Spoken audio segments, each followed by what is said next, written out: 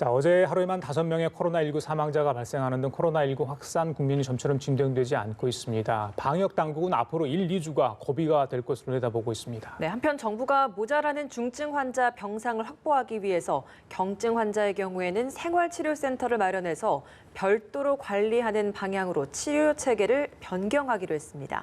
이 관련 내용들 백순영 가톨릭 의대 미생물학 교실 교수와 함께 짚어보겠습니다. 예, 교수님 어서 오십시오. 예, 안녕하세요. 예. 통상 이 시간 10시 정도에는 질본의 밤사이에 통계 확진자 발표가 있습니다만 아직까지 좀 들어오지 않고 있네요. 저희들이 들어오는 대로 또 시청자분들이 전달을 해드리도록 하겠습니다. 일단 어제 상황 좀 짚고 넘어가야 될 것 같습니다. 확진자 수가 4,000명에 육박하고 있고요. 또 사망자가 20명을 넘어섰죠. 어제 하루만 5명이 나왔습니다. 일단 확진자와 사망자 수 추세는 좀 어떻게 보고 계세요? 예, 추세를 봤을 때 직선으로 계속 급속히 상승하던 것이 어제는 일단은 꺾였습니다. 800명 수준에서 500명 수준으로 꺾였기 때문에 뭐 하루 만에 이것이 뭐 증가세가 둔화됐다 이렇게 보기는 어렵지만 계속해서 이렇게 이 수준으로 유지한다면은 일단은 멈췄다 하고 볼 수가 있는데요. 문제는 이렇게 지금 4,000명 가까이 된다 하면은 일단 뭐 그 접촉자라든지 이런 것을 추적하는 것은 벌써 의미가 없어졌다고 볼 수밖에 없고요. 그럼 결국은 대구 경북 지방의 경우에는 완화 정책을 많이 써야 되는데 사망자가 많이 나오고 있다는 것은 어느 정도 의료 공백이 생겼다는 얘기이기 때문에 이 부분이 안타깝고요. 일단은 거의 반 이상의 환자들이 어제까지만 해도 1,330명 정도인가 그 입원을 못하고 대기 중에 있는 자가격리를 하고 있었는데 이 부분들을 어떻게 지금 사망자가 안 나오게끔 하는 것이 이것이 완화 정책이라고 할 수 있는 것이거든요. 피해를 최소화해야 되는데 이런 안타까운 사례가 지금 자꾸 나오고 있기 때문에 우리 방역당국에서 이 부분을 중점적으로 보충하지 않으시면은 앞으로도 국민들의 지탄을 많이 받을 것으로 보입니다. 또 한 가지는 이 피해를 당하신 분들도 굉장히 원망스러울 테니까요. 이 부분은 진짜 지금 제일 중요한 부분이라고 보겠습니다. 예, 피해 최소화가 가장 중요하다라고 말씀해 주셨는데 어제만 해도 5명의 사망자가 있었습니다. 5분 모두 70대 이상의 고령 환자였고 그리고 기저질환이 있었습니다. 아무래도 이 고령 환자에게는 굉장히 좀 취약한 질병이다라고 할 수 있을 것 같은데 고령 환자의 경우에는 좀 그러면 앞으로 어떤 부분에 있어서의 좀 더 중점적인 치료, 뭐 방역 이런 게 필요할까요?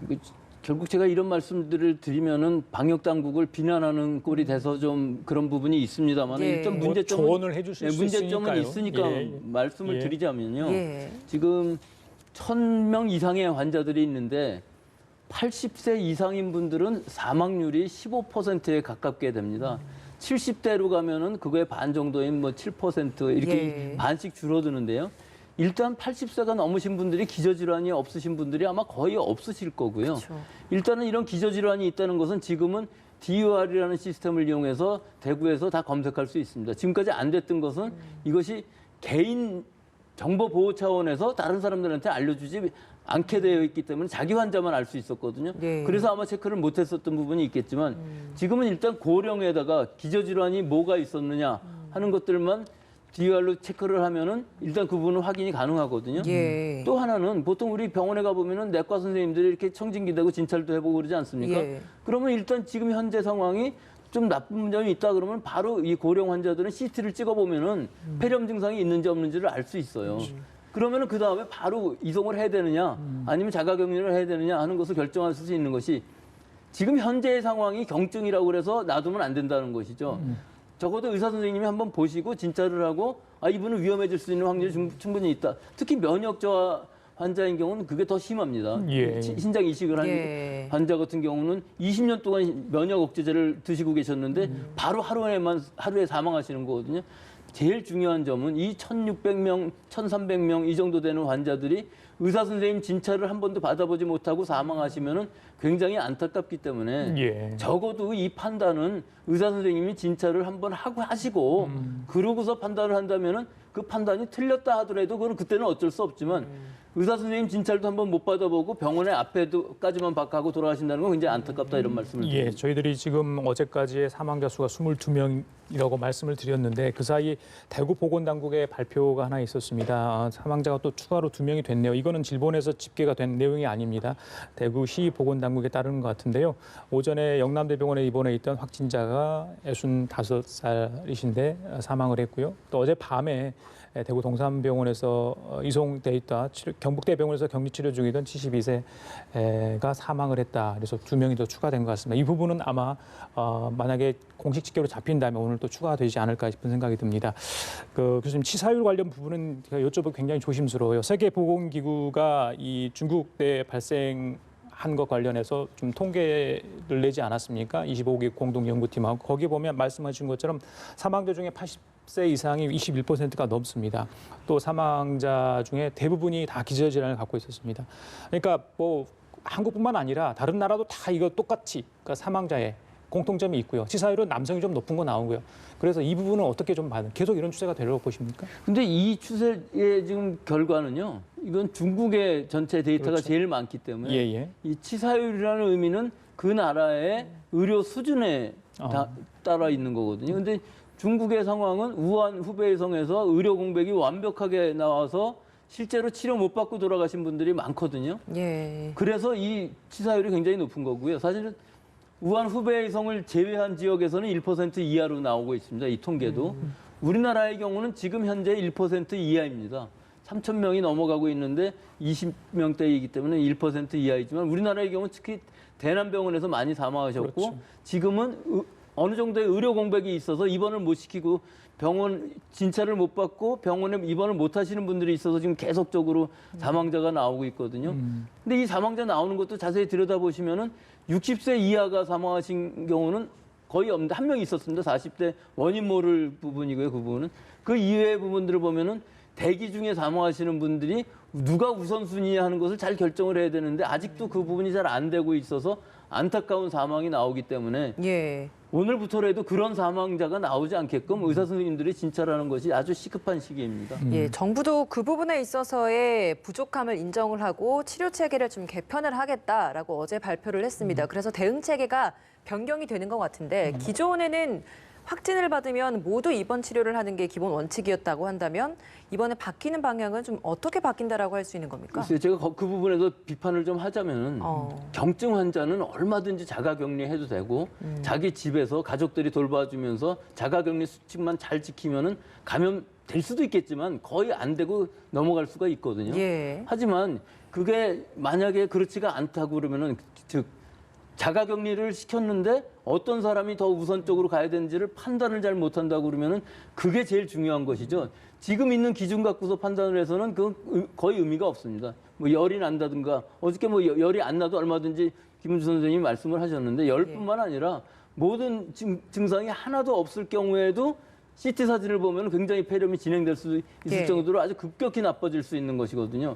그러니까 지금 경증이냐 중증이냐 물론 중증이 심한 젊은 사람이라도 중증이라고 하면 바로 이송을 해야 되겠지만 그 여러 가지 상황을 판단을 하는 것을 지금도 의사 선생님이 직접 보시고 하는 게 아니라는 것이 제일 큰 문제라고 생각하는 것이 보건소 직원이 전화해서 확인해서는 안 되는 일이고 의사 선생님 70분이 전화로서 이것을 확인을 한다고 그러는데 전화로 해서는 아무 의미도 없다는 것이죠. 일단은 예. 대면으로 진찰을 하는 것이 제일 중요해서 또 환자들의 입장에서도 의사 선생님이 한번 보고 일단은 급하면은 병원이라도 한번 가서 치료를 조금이라도 받아보고 돌아가시면 한이 없을 텐데 그 부분이 이루어지지 않는 것이 지금으로서는 제일 중요한 것이다 하는 거죠. 그러면 중증도를 신속하게 분류를 한다. 그 환자 관리반이 이걸 분류를 한다 그랬는데 여기에 의료진이 투입이 된다고 했거든요. 근데 그럼에도 불구하고 이게 대면 관리가 아니라는 말씀이신 거죠? 그렇죠. 지금까지는 그게 이루어지지 않았기 그러니까 앞으로 때문에 이제 개편되는 부분에 대한 앞으로 질문을 드리는 겁니다. 개편돼서라도 방호복을 지금 환자거든요. 다 확진자이기 때문에 바이러스를 갖고 있으니까 예. 완전히 방호를 하고 진찰을 하고 CT를 찍고 하는 과정을 적어도 65세 이상이면 모든 사람 CT 찍어도 상관없다고 생각합니다. 지금 제 의견으로는요. 그만큼 예. 찍을 수는 있을 거라고 생각하거든요. 대구 경북 지역이 병원이 뭐 한두 개가 아니니까 그 정도는 충분히 할 수 있으니까 그 정도의 결과를 가지고서 판단을 한다고 그러면은 지금으로서도 최선을 다한다고 볼 수 있지만 예. 의사 선생님이 보지도 않는 상황이라는 것이 최선은 아니라고 생각합니다. 알겠습니다. 의료진의 임장, 그러니까 현장에 가서 직접 볼 수 있으면 좋겠다 이런 말씀이신 거고 예. 일단 결론은 정부에서 중증 환자는 입원 치료를 하고 경증 환자는 생활치료센터로 옮기기로 하지 않았습니까? 예. 이 생활치료센터라는 게 일단 대구에 있는 어떤 교육부의 산하 연수원인 것 같아요. 그러면 거기는 일반 그러니까 다중이 그러니까 뭐 1인 1실로 되는 건지 아니면 어떤 충분히 치료할 수 있는 여력이 있는지 경증 환자도 사실은 보호를 받아야 되는 대상 아니겠습니까? 제 생각엔 그렇습니다. 지난번에 우한에서 교민들 들어가서 그렇죠. 2주일 격리되지 예, 예, 예. 않았습니까? 근데 저희가 우려했던 것이 아마 그 안에 들어가서 사흘쯤 혼자 있으면 굉장히 패닉 상태에 될 것이다 이렇게 생각을 했었잖아요. 근데 그분들은 환자가 아닙니다, 실제로는. 예. 그냥 대기하고 있고 의심 환자이고 2주일 격리 후에 나올 수 있는 사람들인데 지금 이 상황은 굉장히 다르거든요. 확진자들은 바이러스를 갖고 있어요. 그래서 집에서 사실은 경증인 경우에는 집에서 있으면서 나을 수도 있어요. 별 치료도 없이. 또 치료라는 것이 그다지 큰 위험이 없습니다. 경증인 경우는. 그런데 이 치료시설이라는 데는 사실은 그 격리된 시설이고 이거는 시설 격리거든요. 이 시설 격리에 들어간다는 의미는 누군가가 그분들을 간호를 해줘야 되는데 간호하는 사람들이 인력이 과연 될 것인가 하는 것부터 하고 그다음에 선택을 할 수 있으면 좋은데 나는 누가 돌봐줄 사람이 없으니까 이 격리시설에 들어가겠다고 원해서 들어가면 모르지만 자기가 원하지 않고 시설 격리를 당한다 그러면 아마 인권 문제도 여기가 생길 것입니다. 그리고 이것이 지금 현재 병원이냐 하면 그렇지 않거든요. 어떤 치료시설이라든지 장비라든지 인력이라든지 이런 것들이 아무것도 없는 상태에서 간호 인력도 충분하지 않은 상태에서 과연 가능하겠느냐 하는 부분이 있고요. 예. 실제 자가격리를 하면 장점은 내가 내 집에서 내 침대에서 자면서 식사도 집에서 부인이든지 식구들이 만들어준 식사를 먹을 수 있고 또 갇혀있다는 느낌이 안 드는데 내가 선택을 해서 격리시설을 간다고 그러면은 거기서는 그런 것들을 다 각오하고 들어갈 수 있기 때문에 이것을 선택을 할 수 있게 해주면은 어떤 면에서 이제 문제가 생길 수 있냐 하면은 자가격리를 했을 경우에는 혹시라도 감염되는 사람이 더 생길 수는 있습니다. 방역당국의 입장에서 보면은 이런 시설 격리를 하는 것이 훨씬 더 편하죠. 하지만 지금 편하고 안 편하고의 문제가 아니고 이 많은 사람들의 인권도 생각해 줘야 되지 않나 이런 생각이 들어서 좀 쓴소리를 했습니다. 그럼 교수님께서 보시기에는 생활치료시설에서 경증 환자를 관리를 하는 것보다는 자가격리가 더 나은 방법이다라고 말씀을 아니 해주시는 그렇게 거네요. 말씀드리는 건 아니고 선택은 할 수 있게 해준다면은 내가 지금 돌봐주는 사람이 없다면은 거기 예. 들어가서 나 격리하고 치료를 받겠다 하는 것이지만 내가 자가격리 할 수 있는데 거기 들어가라고 그러면은 굉장히 불편하거든요. 거기 들어가서 어떻게 보면은 그 시설 격리라는 것은 최대한의 방어입니다. 예. 그 안에서 완전히 그 우한에서 오신 교민들 보셨듯이 그 주변으로 확산되지는 않거든요, 절대로. 예. 자가격리는 그런 위험이 있어요. 하지만 그 환자들을 생각해 본다면은 경증이면 적어도 입원실 정도는 4인실, 5인실이든 하다못해 10인실이라도 병원에 수용을 한다면 모르겠지만 병원이 아니고 지금 일반적인 시설에 격리를 해서 거기다 치료시설 장비를 아무리 갖다 놓는다 할지라도 병원으로서의 기능은 현재로서 못할 것이다 하는 것이 제 의견입니다. 정부가 이렇게 이 생활치료시설을 만들어 놓고 관리를 하려고 하는 그 취지 중에 하나가 최근에 사망했던 사람들도 그렇고 경증이었다가 급격하게 며칠 사이에 악화되는 경우가 있었기 때문에 이것들을 직접 좀 보면서 관리를 하겠다 이런 부분이었던 것 같습니다. 이 부분에 대한 문제는 어떻게 그것도 보십니까? 제가 아니라고 생각하는 부분이 예. 지금처럼 이렇게 자가격리를 하고 있는 상황이나 그 안에 격리를 시켜놨을 때 과연 의사 선생님들이 가서 직접 대면해서 진찰하고 어떤 걸 하겠습니까? 이건 아니고 그냥 관리를 하면서 열이 올라가나 뭐 본인이 호소하는 부분이 주 증상이 뭔가 이런 것만 보고 하기 때문에 결국은 그거나 자가격리나 큰 차이는 없다고 봅니다. 따라서 예. 지금 상황은 적어도 선택은 하게 할 수 있게 해줘야 되는 것이 맞는 것이 아닌가 이렇게 생각합니다. 예, 선택된 후에는 철저한 관리가 필요하고 교수님께서 말씀하신 내용은 알겠습니다. 정말 중증 환자가 더 중요할 수도 있죠. 근데 경증 환자 같은 경우는 일반인들이 확진 판정만 받더라도 굉장히 불안하기 때문에 자가격리보다는 어떤 공동된 시설에서 오히려 의료진의 도움을 받는 게 낫지 않을까 이런 염려도 하는 분들이 있거든요. 그 물론 맞습니다. 예, 자기가 예. 그렇게 생각한다면 격리시설에 가면 맞는 예, 것이고요. 예. 그래서 그렇지 않고 자가격리를 원한다 그러면 할 수 있는 선택권은 줘야 한다 하는 것이 제 생각이고 사실은 일본에서 그 교민들이 갔을 때 일본에서는 그렇게 했습니다. 병원에 가든지 아니면 호텔에서 격리를 하든지 자기 집에 가라고 했었거든요. 이게 문제는 있었어요. 하지만 우리는 지금 자가격리가 어떤 식으로 해야 된다는 걸 잘 알고 있기 때문에 이 수칙만 잘 지킨다면은 충분히 자가격리로 할 수 있다고 생각합니다. 일단 그런 생활치료센터에 들어가서도 충분히 치료를 받을 수 있는 여력은 된다 이 말씀이죠. 그렇게 돼야 되고요, 물론. 그렇게 돼야 되는데 지금으로서는 되기는 좀 어려울 것으로 봅니다. 충분한 치료시설이라는 거 아닌 것이 지금 방역당국에서도 거길 병원이라고 칭하지 못하는 이유가 병원이 아니거든요. 예. 치료 시설을 전부 갖다 넣어야 되는데 아마 엑스레이나 CT 정도는 갖다 넣을 수 있을지 몰라도 집중적인 치료는 할 수가 없기 때문에 바로 이송을 해야 될 예, 겁니다. 알겠습니다. 오늘 정세균 총리도 그 부분에서 좀 점검을 하러 거기 교육원을 간다 이런 얘기도 있습니다. 좀 보도록 하고요. 서울대병원이 뭐 이것도 같은 맥락입니다만 경북 문경의 연수원 시설을 격리시설로 개조해서 환자들에게 제공한다고 합니다. 뭐 서울대병원도 거기서 이제 어떤 특정한 시설까지 갖춰놓고 한다고 그래요. 서울대병원. 이건 조금 다른 얘기입니까? 조금 다른 얘기입니다. 병원에서 집중적으로 치료시설 다 장비 만들고 의료진이 가고 간호인력이 가고 진단까지 다 할 수 있다고 그러면 그건 병원이죠. 그러니까 이건 어떻게 보면 병원의 분원을 하나 만들겠다는 얘기인데 네, 대대적으로 이렇게 격리시설을 만든다는 거하고 자기네가 병상을 더 늘리겠다는 얘기랑 비슷한 얘기거든요. 예. 거기는 이제 완전히 하나의 병상이 병상으로서 기능을 하게끔 만드는 병원은 충분히 의미가 있고 거기서 치료를 할 수가 있겠죠. 예, 그 완치 엿새 만에 재확진돼서 논란이 됐었던 25번째 환자, 그러니까 의료진이 여기에 대해서 재감염이 아니라 재활성화다 이렇게 판단을 했거든요. 그러니까 이런 부분이 있다 보니까 여기에 대비해서 어제 또 질병관리본부에서 완치 판정을 받더라도 일정 기간 동안 생활치료소에서 머물다가 감염력이 없어지면 이제 격리 해제시킨다라는 방향으로 좀 수정을 한 것 같습니다. 그럼 여기에서 궁금해 붙이는 대목이 감염력이 없어진다라는 걸 판단하는 기준이 완치되었다, 퇴원해도 된다라고 기존에 가지고 있던 그 기준과 뭐가 다른 겁니까?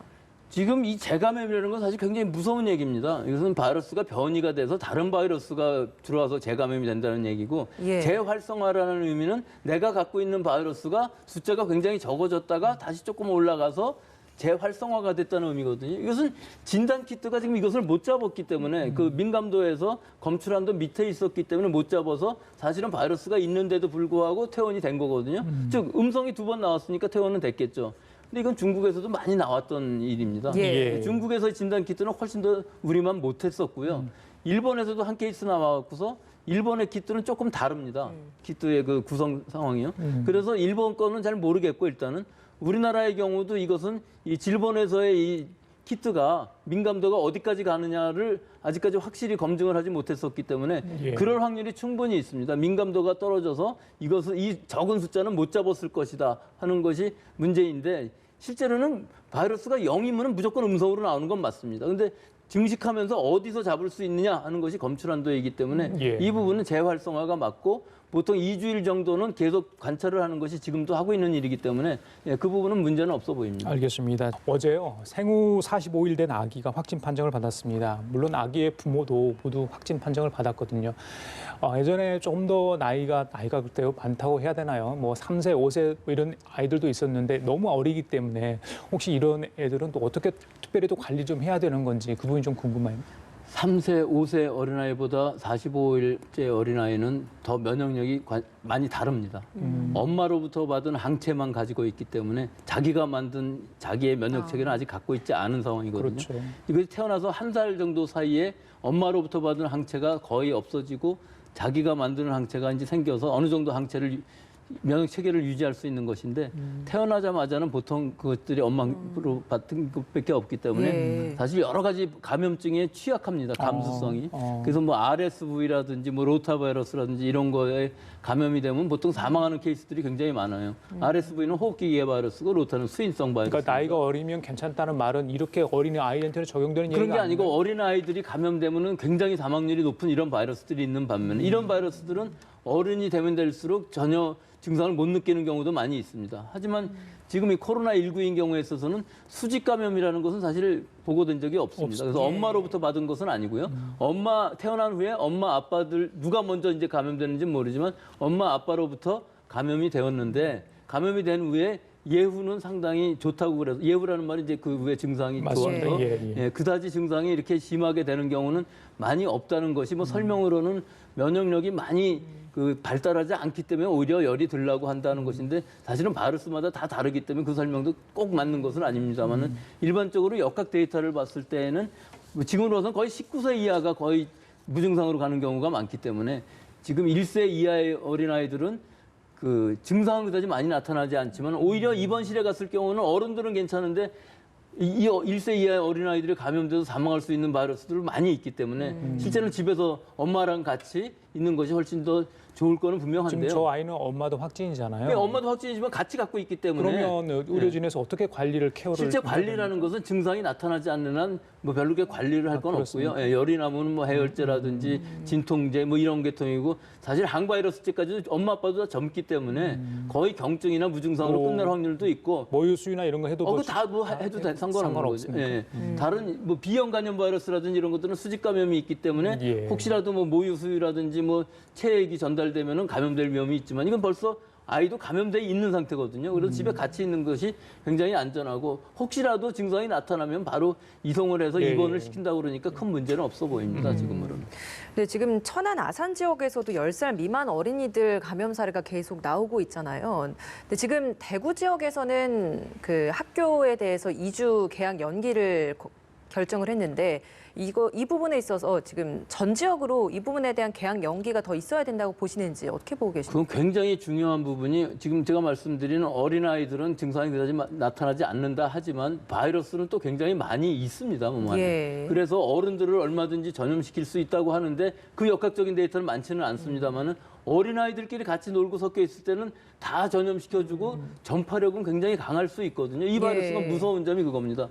본인들이 증상이 별로 없으면서도 바이러스는 계속 전염을 시킬 수가 있기 때문에 그런 부분에서 결국은 어린아이들도 이렇게 같이 모이는 것들을 안 하는 것이 좋아서 가능하면은 개원도 늦추는 것이 지금으로서는 좋아 보이는 시기입니다. 예, 신천지 교인 관련 얘기 좀 하겠습니다. 교수님 이 부분에서 굉장히 민감하게 말씀을 항상 하시는데 저희들이 의료학적으로 좀 다룰 부분만 좀 다뤄보도록 하죠. 신천지 교인 아무래도 많고요. 감염자도 많고 그래서 그쪽에 의료진이 많이 달라붙어 있는 게 사실인데 그렇다 보니까 다른 환자들 또 다른 지역에 계신 분들의 조금 소홀한 거 아니냐 이런 게 전문가들 쪽에서 나오는 것 같아요. 어제도 그런 얘기 있었던 것 같은데 어떻게 보십니까? 그 14번째 그 사망하신 분이 자기가 그러니까 그 딸이 하는 얘기죠. 예. 이 신천지가 아니고 중국 여행력이 없고 접촉력이 없었기 때문에 어머니가 많이 아프신데도 진단을 안 해줘서 예, 늦었다. 확진이 늦어져서 바로 사망하셨거든요. 이 얘기는 뭐냐면은 지금 우리 방역 당국의 목표는 이 대구에 있는 신천지 교인들 우선 유증상자부터 해서 거의 80% 양성이 나왔거든요. 그 다음에 무증상자들을 하면 얼마나 나올지 모르는데 그 부분이 지금 관건이거든요. 거길 잡아야 되기 때문에 그렇죠. 아마 여력이 모자라서 우선순위에서 좀 떨어졌을 수가 있어요. 예. 그럼 이걸 해결하는 방법은 진단 방법을 더 개발하고 더 많이 할 수 있게끔 하는 방법인데 그 방법은 지금 아직까지는 잘 돼가고 있지는 않고요. 예. 그런 부분에 있어서 진단만은 빨리 할 수 있게끔 어떤 방책을 세워야 되고 새로운 신속 사용 허가도 빨리 평가를 해서 내줘야 되지 않나 하는 생각이 듭니다. 예. 신천지 신도 중에 일부가 지난 1월 중에 우한을 방문한 적이 있다라는 게 어제 법무부에서 밝혀낸 내용이었습니다. 때문에 사실 이 내용이 기존의 신천지 측에서 주장했던 것과는 좀 상반된 부분이어서 그렇다면 과연 이 감염 경로에 대한 추적이 좀 가능할 것인가라는 궁금증도 생깁니다. 어떻게 보고 계십니까? 지금 벌써 어떻게 되나 1월 말이니까 1월 20일에 첫 확진자가 나왔죠. 두 달은 안 되고 한 달 정도 지났네요. 그 한 달 전에 그 감염이 되었었느냐 안 되었었느냐까지 밝히긴 너무 성급한 것 같고요. 예. 그때 우한에서 왔다는 얘기는 그때는 우한은 벌써 환자들이 굉장히 많았던 시기거든요. 그쵸. 그러니까 노출됐을 확률이 굉장히 많습니다. 이 바이러스는 우리나라에 원래 없던 바이러스이기 때문에 어떤 식으로든지 우한하고 관계가 있어야만 감염자가 생기는 것이거든요.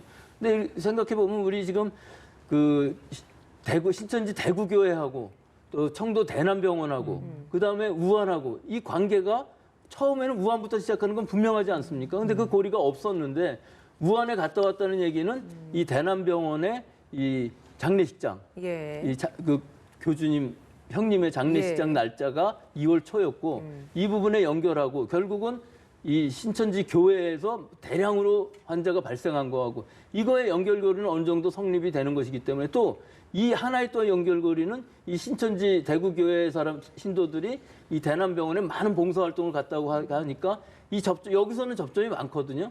그럼 시작은 중국부터 우한부터 시작했다 그러면은 이것들이 다 설명은 될 수 있지만 이것은 지금으로서는 합리적인 추론일 뿐이지 실제 역학관계가 나온 것은 아니지만 그때 이제 정신병원에 폐쇄병동에 계신 분들이 제일 먼저 걸렸을 수도 있고 아니면 환자로서는 그 장례식에서 퍼졌을 수가 있고 어찌됐든 이 두 개의 기관은 상당히 밀접한 관계가 있고 그 시작은 우한이 아니었나 그렇게 추정을 해봅니다. 예. 아무래도 이제 검사 대상도 굉장히 많이 늘어나지 않았습니까? 검사 키트, 진단 장비 뭐 부족하지 않는지 충분히 여력이 좀 있는지 궁금하고 시약이 좀 부족하다는 얘기도 있는데 어떻습니까? 예, 보통 이 검체를 채취한 다음에 어떤 방법으로 진단을 하게 되냐면 바로 이 리얼타임 PCR을 하는 것이 아니고 중간에 검체로부터 이 RNA라는 바이러스의 핵산을 분리하는 과정이 있습니다. 예. 보통은 그 키트에서 일반적으로 수동으로 손으로 해도 가능한데 이게 굉장히 숙련도가 필요합니다. 예. 그래서 아주 대량으로 하는 수탁기관들, 즉 의료기관의 진단검사가 의학과가 아니고 하루에도 몇천 개를 할 수 있는 능력이 있는 수탁기관이 있습니다. 이런 기관에서는 보통 이 자동화 기계를 사용해서 이 검체로부터 RNA를 뽑는 것을 자동화해놨거든요. 예. 근데 이 자동화 기계를 만드는 회사가 여러 군데 있습니다. 그래서 로슈의 자동화 기계가 많이 사용은 되고 있지만 다른 기계들도 많이 있습니다만은 자동화 기계가 있는데 지금 이 자동화 기계에 사용할 시약이 로슈에서 공급이 안 돼서 좀 모자란다는 얘기입니다. 즉 예. 다른 회사의 자동화 기계는 사용을 할 수 있지만 시약이 다르면 쓸 수가 없기 때문에 지금 로슈의 자동화 기계를 사용하고 있는 몇몇 수탁기관이라든지 이런 데서 문제가 생겨서 이것이 문제가 뭐냐면은 손으로 할 때는 많은 양을 한꺼번에 할 수는 없거든요. 좀 시간이 걸립니다. 그래서 하루에 몇천 건 이렇게 하는 상황에 있어서는 이 시약이 모자란다 그러면 이 자동화기가 돌아가지 않기 때문에 진단 키트 자체는 문제가 없지만 그 앞에서 이 핵산을 뽑는 과정이 문제가 생긴 이런 상황입니다. 네, 지금 속보가 들어왔습니다. 영시를 기준으로 해서 확진자를 새롭게 집계를 했는데 476명이 추가 확진을 받았다라는 소식이 나왔습니다. 이로써 국내 확진자가 4,212명입니다. 4,000명이 넘어서게 된 겁니다. 아직 어느 지역에서 확진자가 나왔는지에 대한 정확한 수치는 나오진 않고 있는데요. 476명 추가 확진됐다라는 소식이 들어와 있습니다. 예, 자 이건 오늘 오전 0시 상황입니다. 또 오후까지 상황을 좀 지켜봐야 될 것 같고요. 교수님, 그 아까 전에 자가격리자 잠깐 이야기했잖아요. 근데 확진자도 불안할 것 같고요. 이분들의 어떤 정신 안정을 위해서 어떤 대책이 좀 필요할 건데 지난번에 대구시장도 브리핑을 한 적이 있었거든요. 전담 상담사를 좀 두도록 하겠다 했는데 그분들이 좀 걱정은 되지만 그래도 심정적으로 이렇게 불안 증세를 좀 완화시킬 수 있는 방법은 없겠습니까? 뭐 확진자들 일반 시민도 지금 사실상 외출을 못 하고 있는 그런 상황인데 어떻게? 그러니까 제가 생각하기에는 일반 시민들도 공포스러운데 자기가 확진까지 받으면 얼마나 공포스럽겠습니다. 언제 질병이 나올지 모르는 상황에서 또 이 생활치료센터라는 데 거기 안에 들어가 있으면 아마 더 공포스러울 것 같은 생각이 드는데요. 예. 이것이 뭐 지금 상담사나 정신과 선생님이나 의논을 해갖고 어느 정도 나아질지는 모르지만 실제로 그런 공포심을 줄여줄 수 있는 방향으로 우리 의료가 가야 되지 않나 그렇게 생각을 합니다. 근데 자가격리 지침을 어기는 사례들도 나오고 있어서 자가격리를 하는 부분에 있어서도 당사자라고 한다면 그걸 또 철저하게 지켜주는 것도 굉장히 중요할 것 같거든요. 근데 지금 상황에서는 자가격리도 두 가지 종류가 있는데요. 예. 자기가 확진을 받았는데 입원실이 없어서 자가격리를 하는 경우하고 접촉이 돼서 의심이 돼서 자가격리하는 경우는 많이 그렇죠. 다르겠죠. 그렇죠. 예. 확진이 된 경우에는 자기가 증상이 언제 나올지를 모르니까 분명히 잘 지킬 겁니다. 또 주변에서 간호해 주시는 분들도 자기 식구, 하여튼 가까운 뭐 하다못해 친구라도 가까운 사람들이니까 그 피해를 줄이기 위해서도 어떻게든지 잘 할 겁니다. 하지만 이 접촉자인 경우들에는 증상도 없고 내가 걸렸다고 생각도 전혀 안 하기 때문에 특히 이 뭐 종교 계통의 분들은 더 많이 어길 수 있는 상황도 있는데 이것이 위험한 것이 본인이 걸렸을 수도 있기 때문에 혹시라도 양성이 나왔을 때는 주변에 있는 사람들을 다 감염시키니까 자기 주변에 있는 사람들 혹은 공공에 나갔을 때에는 이 전체 여러 사람들을 감염시킬 수 있기 때문에 이런 것들이 상당히 지금 문제가 될 수 있어서 어떻게든 자기 자신을 위해서뿐만 아니라 다른 사람들을 배려해서라도 이 수칙은 잘 지켜야 될 것입니다. 예, 지금 확진자 구체적인 지역별 수치가 나왔습니다. 좀 전해드리겠습니다. 476명이 오늘 0시를 기준으로 추가 확진됐는데 대구에서 377명, 경북에서 68명 추가됐습니다. 그리고 부산에서 5명이 추가 확진을 받았고 서울과 강원이 각각 4명, 그리고 경기 3명, 전남 2명이 추가 확진받았습니다. 네, 그리고 충남에서도 10명이 추가됐고 인천, 대전, 경남에서 각각 1명씩 추가 확진 판정이 나왔습니다. 예, 요즘 4천여 명을 넘어섰는데 일단 이런 숫자보다는 치료에 집중을 해야 되겠죠. 그런데 지금은 여기도 집중을 해야 될 이유가 있는 것이 지금 뭐 결국은 대구 경북의 신천지 교인을 상대로 해서 지금 잡으려고 하고 있는 것이기 때문에 이 470명이라는 이 실제 숫자 자체도 큰 의미가 있습니다. 어제 좀 줄은 것 같이 보여서 오늘도 좀 줄으면 좋겠다고 생각. 그러면은 방역이 되는 것이거든요. 예. 그런데 실제 지금 476명이라는 것은 오후 또 나오면은 500명보다는 훨씬 더 높은 숫자가 나오기 때문에 이것이 800명을 넘지 않게끔 즉 이 확산세가 좀 꺾였으면 좋겠는데 예. 어저께 500명이라는 건 하루이기 때문에 이게 진단의 결과가 나오는 시간들이 있고 또 이런 부분 때문에 아직까지 주춤했다고 볼 수가 없는 것이거든요. 그렇죠. 다만 좀 하강 곡선이 좀 그려줬으면 예. 좋겠다 이런 말씀이시죠. 또 하나는 대구 경북 지역 이외의 지역에서는 사실은 확산세가 그다지 크지는 않습니다. 근데 그 크지 않다는 게 그렇게 큰 의미가 있냐면 현실로는 그렇지는 않고요. 이 지금 대구 경북 지역에 이 신천지 환자들의 확진율이 원체 높기 때문에 그렇고요. 사실은 우리 국내 전부로 하면은 확진율이 그다지 높지 않습니다. 건수가 뭐 8만 건을 넘어가고 있는데 실제로는 3, 4천 명이니까 2%대에 불과한데 미국이나 일본 같은 경우는 우리보다 뭐 수십 분의 1을 적게 하는데도 확진율은 우리보다 더 높거든요. 그래서 사실 국민들이 이 양성 환자가 확진된 환자가 너무 많다 하는 것만 갖고 걱정하실 필요는 없는 것이 우리는 이렇게 많이 찾아서 확진자가 많이 나오더라도 정보를 확실하게 공개한다 이런 믿음이 있으신 게 더 좋을 것 같습니다. 그 어제 임상위원회에서 이번 확진자들의 비율을 보면 50% 이상이 그 대구 신천지 교회와 관련된 사람이었지만 41%가 기타에 분류가 되어 있다. 그렇다면 이 41%가 다른 지역사회 집단 모임이나 다른 감염 경로가 있을 수도 있다. 이 부분에 대한 좀 우려도 있었거든요. 이 그런데 부분은 그 어떻습니까? 수치에서 사실은 좀 생각해 예. 보실 분이 이 신천지가 지금 60%인데 과연 이 41%가 이 신천지랑 관계 없냐 하면 그렇지는 않고요. 이 신천지에서부터 밖으로 확산된 사람들이 한 반 정도 되는 것 같습니다. 아, 그 기타 역시도 신천지와 네, 관련이 신천지가 있을 수 관련된 있다라는 사람은 감염 경로를 우리가 아는 것인데 어찌됐든 예. 그 나머지 20%라는 이 숫자는 감염 경로를 모르고 지금으로서는 또 그 감염 경로를 찾아가면서 힘을 쓸 필요가 없기 때문에 더 늘지 않기를 바라는 것뿐이지 예. 만약에 이 부분에서 어떤 수도권이라든지 또는 양로원 혹은 또 요양병원, 요양원, 원내 감염 이런 것이 터지면은 진짜 그다음에 어떻게 할 수가 없는 일이 되기 때문에 그런 부분이 우려가 있는 것은 사실입니다. 예, 이 지역별로 좀 눈여겨볼 만한 지역이 지금 충남에서 10명이 추가가 됐단 말이죠. 충남 지역이 지금 그 천안, 아산 뭐 이쪽 지역에 있어서 그 피트니스 센터를 중심으로 아주머니들이 많이 이렇게 확진 판정이 받았다가 지금 그 자녀들까지도 지금 나오고 있는 이 상황이거든요. 그러니까 충남 지역 어떻게 보고 계십니까? 거기도 그 충남 지역 전체라기보다는 그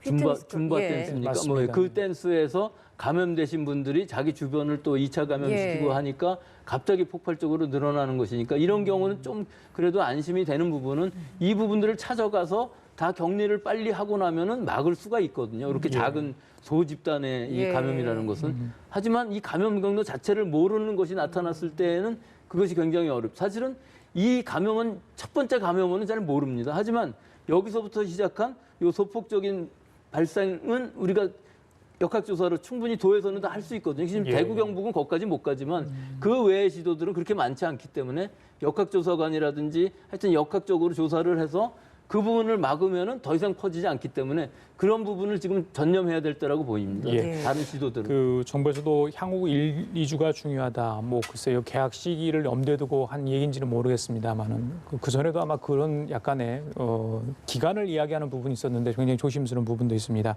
이 완치자 수도 지금 나오면 질본의 발표에 따르면 31명이거든요. 근데 지금 입원 치료 보내고 확진해서 뭐 받고 있는 분이 굉장히 수가 많잖아요. 완치자 수가 아직은 좀 적어요. 그러면 어떤 특정 시기에 그렇습니다. 그러면 이게 확 늘어날 수도 있는 예, 겁니까? 그렇습니다. 예, 우선 시기적으로 보면은 그 일단 지표로 삼을 수 있는 것이 31번 환자가 2월 16일 날 마지막으로 그 예배가 있었거든요. 거기서 많은 확산이 일어났을 테니까 그 2월 16일로 봤을 때 지금 잠복기가 거의 지나서 다 증상이 나타나는 예, 사람들이 맞죠. 나올 수 있다 하는 얘기하고 또 하나는 지금 보였었죠. 그 예. 시간하고 완치자 수, 예, 완치자 완치자 수. 수는 이건 이렇습니다. 2월 18일 31번 환자가 나오면서부터 폭발적으로 늘긴 했지만 그 시기를 보시면은 10명이 늘었다가 그다음에 20명이 늘고 이렇게 2배씩 올라가는 것이거든요. 예.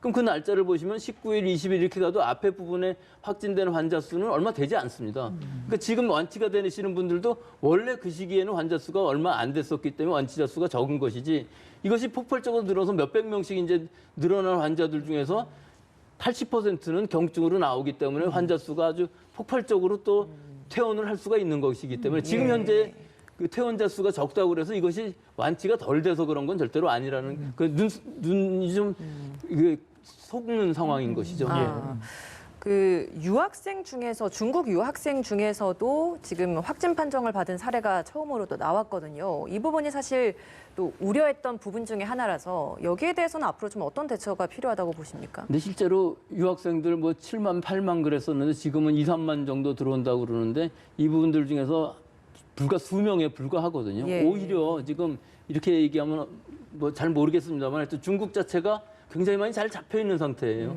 즉 사회주의 국가의 봉쇄, 방역이 잘 들어서 실제 지금 들어오는 유학생들은 오히려 노출됐을 확률이 더 적을 수 있기 때문에 우한에서 온다면 모를까 그 외의 지역에서 오는 유학생들은 몇 명 나온다 할지라도 오히려 시간이 지나면 국내에서 감염될 확률이 더 큰 이런 상황이 됐기 때문에 참 그 2월 달하고 지금 3월 달하고 굉장히 많은 차이가 있는 즉 중국을 걱정해야 될 입장이 아니라 지금 우리 불을 어떻게 끌 것이냐, 대구 경북을 어떻게 하면 잡을 것이냐 하는 것이 관건인 것 같습니다. 예. 많은 외국의 그러니까 의료 학자들도 과연 이 코로나19 바이러스가 계절 전염병으로 계속해서 매년 반복될 수 있는지 여부. 근데 지금 하나씩 그런 얘기가 나옵니다. 대유행, 팬데믹 이야기까지 나오고 있는데 교수님 개인적으로는 어떻게 보십니까? 충분히 가능성은 있는데 아직은 아닌 것이 중국에서 지금 잡히고 있고 그 외의 국가들 우리나라를 빼고는 그렇게까지 확산된 것은 아닌데 그 확산되는 양상을 보면은 실제로 굉장히 우려가 됩니다. 이탈리아라든지 이란이라든지 그렇죠. 또 동남아시아들은 거의 진단도 안 하고 일본은 아예 내버려 뒀습니다. 지금 상황은. 일본은 거의 검사도 못 하게끔 하는 시기이기 때문에요. 그냥 앓고 나라는 식의 방역 방법이니까 이거는 완전히 전 세계적으로 퍼지는 것을 전제로 하고서 자기네는 올림픽 하겠다 이런 뜻이거든요. 예. 근데 전체적으로 봤을 때는 분명히 그 징조는 있습니다. 이것이 전 세계적으로 퍼져서 새로운 계절 코로나 바이러스가 될 수 있는 확률도 있습니다. 알겠습니다. 예, 지금까지 백순영 가톨릭의대 미생물학 교실 교수와 함께 얘기 나눠봤습니다. 오늘 말씀 감사합니다. 고맙습니다. 감사합니다.